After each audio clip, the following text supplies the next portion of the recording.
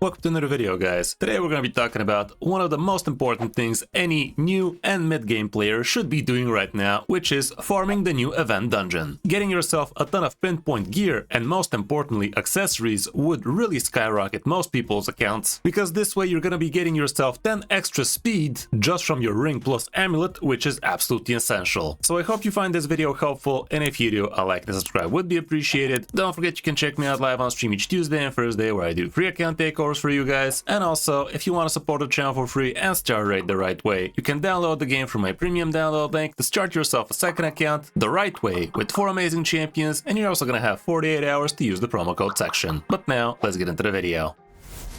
Okay, so like I said, the pinpoint accessories are gonna be really essential for most people's accounts, because there's no better way to get yourself an extra speed just by equipping yourself a ring plus an amulet, which most of you guys already know is not pieces of gear that actually give any speed. And this way getting yourself 10 extra speed is actually pretty huge. Nowadays, 9-piece pinpoint is really nothing to write home about, that's for sure. Like, gone are the days where we really care about polymorph and stuff like that, but it's still a pretty decent set you could be throwing a couple of pieces on and feel good about it, because 10 extra speed still ain't no joke. The accuracy is pretty cool, and all around most people are gonna have issues getting themselves good accessories anyway, so this would be a great way to actually farm them while getting yourself other decent gear. Right now we also do have a tournament for Raya's Madness, and here's what the rewards are. They're not that amazing if we gotta be honest, but it's still a great thing to be farming while we have gear hunters going on, if you're going for the fusion that is, and getting yourself medium soul stones and a bunch of other small goodies in the meantime. Why not? And we are gonna have ourselves quite a lot of other tournaments with this event dungeon, so figure it out. It's really not that complicated, and in this video I'm literally gonna show you how I actually complete it with 5 epics. And even though on stage 30 of course we are gonna have to use some crazy gear, on stage 20 or stage 25 it's really not that hard. Anyway, enough chit chat, let's go down to the boss and see what we're talking about. And here she is. I've honestly not even read her skills. It's really not that hard of a boss nowadays, like we have seen a lot harder event dungeons, but for the most part the really important thing you are gonna need to bring against this boss would be decreased defense, block buffs, and a steal buffs or remove buffs for the later stages, so you don't have to wait around for the block damage. A few important things about this boss is she will be hitting quite hard thanks to one of her passives, where this champion is gonna be dealing 30% more damage while they're under 3 or more buffs. So this is very important to actually have block buffs on her, because she does indeed steal your buffs, and that would be a huge no-no for the most part, because once that happens she really starts hitting hard. She of course is immune to everything but the kitchen sink, so you can't really control her, but that was never really something we considered. She's even immune to decreased speed, which is kind of a bummer, but all around she is a standard type of boss. So yeah, now let's see what kind of team I am actually using with 5 epics, and let's face it, these could be legendaries. Like, most people are probably gonna have good legendaries to swap over for these champions, but for the most part what do we have? We have a good increased speed aura on the lead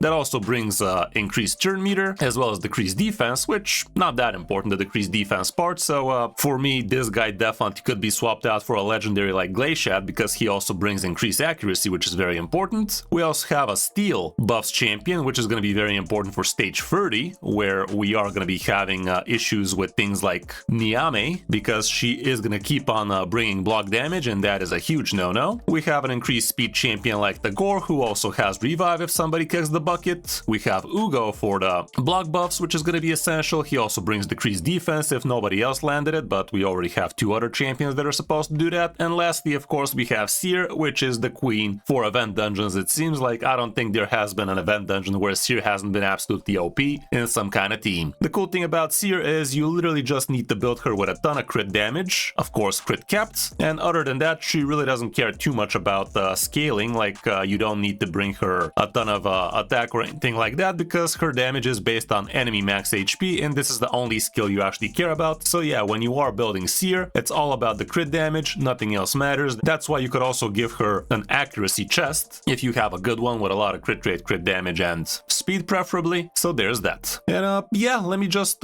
show you the stats you need to be having depending on the stage you're tackling, and the best place to be doing that would be to check the raid stages tool here we have it, Raid Shadow Legends, Raid Stages tool, here it is, and you pick yourself dungeons, event dungeon, normal difficulty, because that's all we have, and stage 20 is the first one you need to check. Up until then you should really have no problem climbing, but yeah, on stage 20 the boss is gonna be with 174 speed, also known as slow as fuck, and same can be said for everybody, like they're all sub 200, and for most people that have played the game for more than a few months, you should be having your at least increased speed champions above 200 speed, that's for sure. The other really important stat you need to check here is how much resistance they have, and they have about 280, meaning you need to have at least 300 plus accuracy in order to be landing your debuffs reliably. This is very important because you are gonna need to land block buffs more importantly, and of course decreased defense is gonna help. If you can land weaken as well with somebody, that's gonna help too, but for the most part block buffs absolutely essential, decreased defense definitely important, the rest kind of whatever. And of course you are gonna need to have that kind of accuracy if you want to be removing or stealing buffs as well. Technically speaking, we could talk about the boss's accuracy and minions, but honestly I don't think you're gonna be building anybody in a ton of resistance here, so let's just ignore that. But yes, for stage 20 does look pretty doable for most people that have been in the game for more than a few months, and this would be the stage most people should really be farming if they're kind of new, because again this is gonna give them a very good chance of getting themselves a bunch of pinpoint accessories, and that would absolutely skyrocket your account progress. Like I've done so many account takeovers for people, and the biggest issue most of them have is their accessories are absolute dog water. So farming this over and over again, like literally spending tens of thousands of energy, would be a very good idea for most people across the next few months, just for the fact to get yourself a ton of extra pinpoint accessories more importantly than anything else. You are also going to be getting a bunch of crap gear like critical, accuracy, curing, daze, crit damage, but of course pinpoint as well, and honestly this is kind of pretty shitty of player, I'm not gonna lie. At least it's not the absolutely worst sets ever, like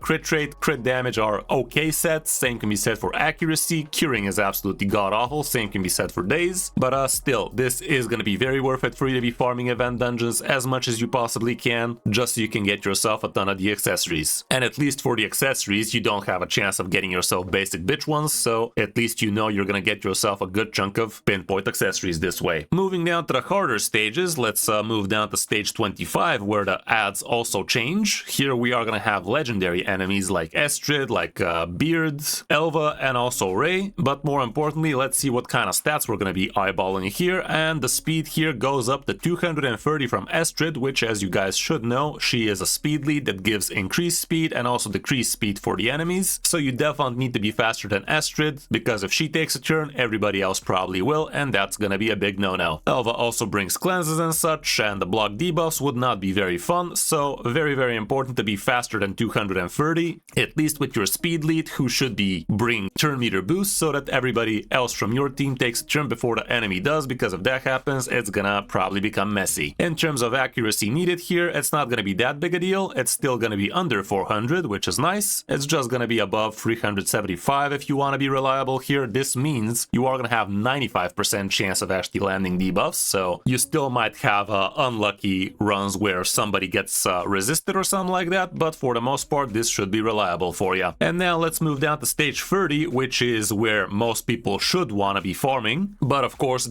here the stats and the requirements become a lot harder, but it's still actually doable even with just 5 epics, albeit it's needlessly hard and the gear is going to be needlessly high in that case, because here the speed becomes really quick. We have 254 on the boss, but more importantly 305 on Niame, 300 on Glaciad, which is a turn meter booster, and the other two are also pretty quick. And as for resistance, well, you are gonna need to have above 505 accuracy, heck even 525 accuracy if you want to be blocking Niame, which is gonna be very important as well. So yeah, on the last stage things are really gonna be amping up, the speed is high, the accuracy requirement is high, so it is gonna be quite problematic indeed, but I'm still gonna show you how things go. And here it is. Right now I've already geared my champions towards stage 30, so stage 20 should be a breeze. Here, let me show it to you real quick.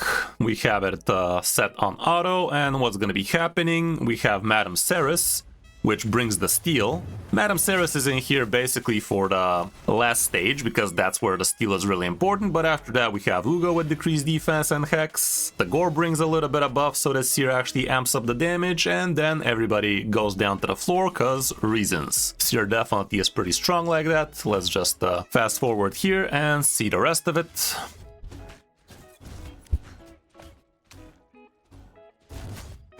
And there you have it. A nice little 45-second run with 5 epics, ain't nothing wrong with that. On stage 20 and stage 25, Madame Ceres definitely could get changed for somebody like Geomancer. That'd be a pretty good idea, because Geomancer kind of solos this boss as well. As long as you get the ads dead, after that Geo is just gonna reflect all of that damage and the boss eventually stops kicking. But let's move down to stage 25, and here the situation is basically the same, even though the ads are a lot more formidable and a lot bigger stats requirement. It's still basically the same deal. Ceres does the steal if it was important. Here we have block buffs, increased turn meter, decreased turn meter, and also decreased defense out of Deacon again, increased speed out of the Gore, and Seer does her thing as she loves doing. After that, it's basically just fast forwards. Really nothing else to write home about here. Let's just skip to the end of the battle, because after the ads are dead, nothing can really happen here.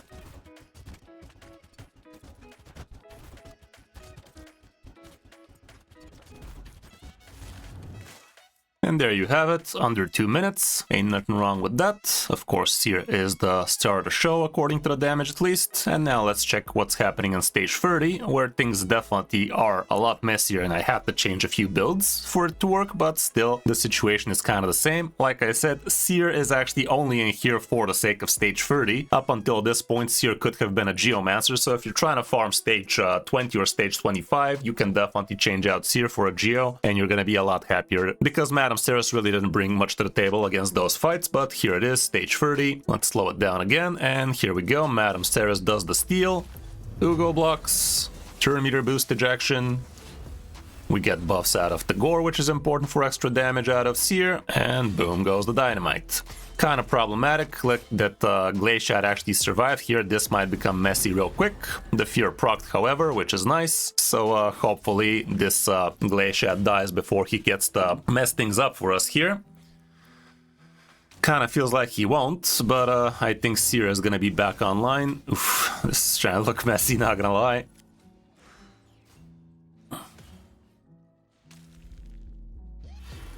Okay. Seer went in with the clutch, and from here on out, again, just rinse and repeat until the boss stops kicking in a couple of minutes from now. Takes a while, but in the end of the day, that's what 5 epics do.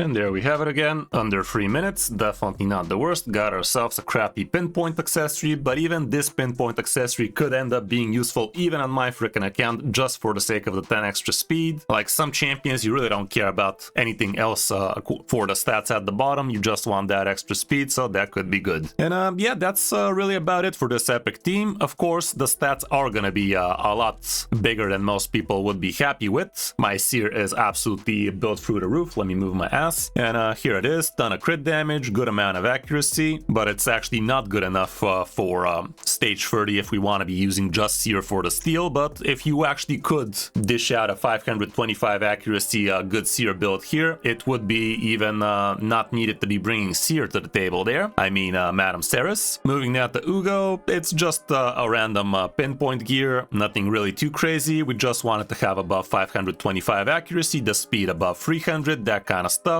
With the Gore, I just used my standard build on him, didn't change anything, would have been a little bit better if he was a little bit quicker, like even best if he's the fastest. And the cool thing is he brings bolster here, so that's one extra buff for Seer to be stealing, because as you guys saw, we were kind of pretty buff poor on that team, so Seer couldn't really amp up her damage too much. As you guys know, her A3 requires to remove all buffs from all enemies and allies for the damage to really amp up, so there were no buffs to remove from the enemies, so everything that's left left this from the allies, and we gotta bring something, which was the increased speed. As for Madame Ceres, again, as quick as you can, good enough accuracy, everything else is just gravy. I already showed you what kind of stats we were looking for. I didn't precise these to be exactly what we needed, so they are higher than they're supposed to, but still, you get the picture. As long as you build your champions decently properly, you should be having a good time against this event dungeon. And lastly, let me just show you the team I'm using to actually farm this easily. And this is my team. I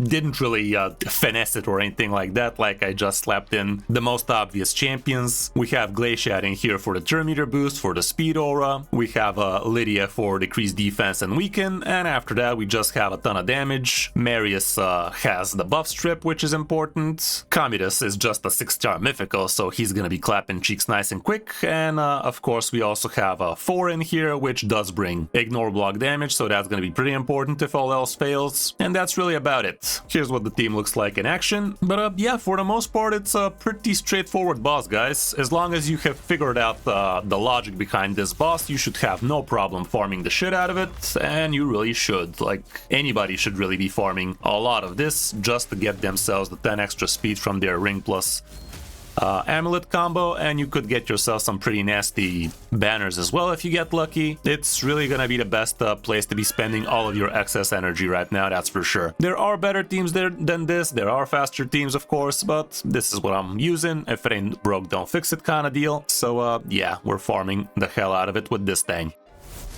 So that's gonna be it for this video, guys. I hope this helps you figure out the event dungeon. If you still need help, definitely drop me a comment under the video and I will do my best to help you out, be it live on stream or in my Discord, which you get to join. Would be awesome if you drop a like and subscribe to the channel if you enjoyed the video, and don't forget to check me out live on stream each Tuesday and Thursday. If you want to support the channel for free, download the game through my premium download link and start rate the right way. Thanks for watching, guys. I'm Kris05, and I'll see you in my next video or stream.